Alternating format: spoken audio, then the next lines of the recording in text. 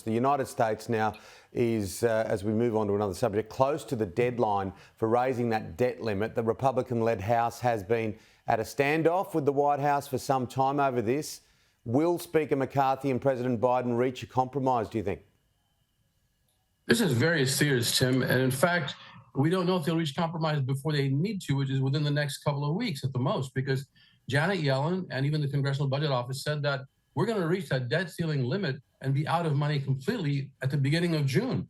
If that happens, if the United States has to default as a result and cannot or will not pay its bills, including the debt interest rate, that's going to be tremendously effective, terribly negatively effective against the United States and the world's economy. You could have thousands of jobs lost.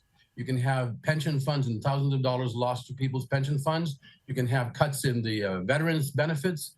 There's so many things that would put the country in a terrible situation. Interest rates will probably go way up, and there's a good chance that we could have a great recession again in the next few months if this happens. If we reach this debt ceiling limit on June 8th or so, maybe even sooner, and can't make the payment. Now, what happened was the White House met with the top leaders of Congress just on Monday, and they could not come to agreement.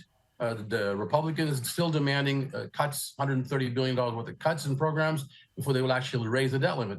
Democrats saying you've got to raise the debt limit first, let's just do that, and then talk about the budget and discuss and debate the cuts in programs if you want to. But first and foremost, raise the debt limit because that is something that's in the Constitution. In fact, the 14th Amendment says that the United States debt will always be honored. It'll never be questioned. And they were referring to the debt the federal government had to pay in the Civil War. When the costs of the Civil War had to be spent, the money had to be spent. After the war was ended, they still had to pay for it. And Congress or the president are compelled to pay that debt. So that same thing applies today.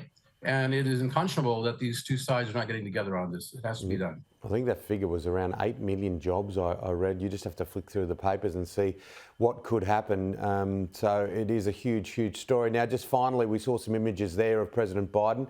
How are his prospects looking? We know he's confirmed he's seeking a second term.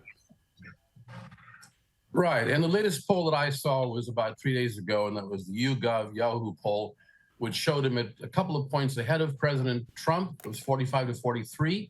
And the DeSantis was 45 to 42. Ron DeSantis against Biden. And President Biden against Trump was 45 to 43. So it's about a couple of point difference. It's very close right now. If the general election were held today, it would be hard to say who would win because that's within the margin of error. And yet we know this is a precarious, very, very important election. And people should really wake up here in America and decide who they vote for based on principles, on issues, and also on the personality and the ability of the candidate to lead this country. This is a huge country, hugely influential country in the world, as you know. The world's #1 economy, has a huge amount of influence economically and socially as well. And we got to have someone worthy of this office. And it doesn't look that great right now for the stability of this country if things keep going as they are. I'm hoping that we all come to our senses and settle this down. The leader of this country should lead this country truly. Otherwise, we'll have a real catastrophe. Peter, we'll catch up with you next week.